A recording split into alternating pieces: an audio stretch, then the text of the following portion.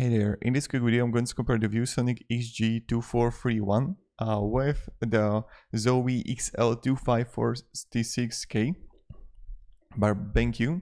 So when we're going to look here on both of the specs, what we can actually find here. So when we're going to look here on some information, the panel type for the zowie is TN, but for the viewsonic is IPS, so this is the first thing. Then when we're going to look even further, pixel density is better by just a little bit for viewsonic.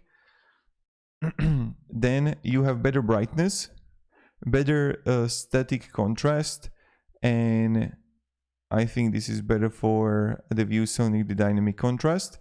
You have better horizontal viewing and better viewing angle, and that's like it. Now I couldn't get it for the BenQ zowie. What is the response time here? And when we're gonna go even further here, what we can find is that you have speakers with viewsonic for BenQ. I don't know if you got it. And then you have free HDMI for BenQ, but viewsonic you have only 2 HDMI, but you can have also USB free too.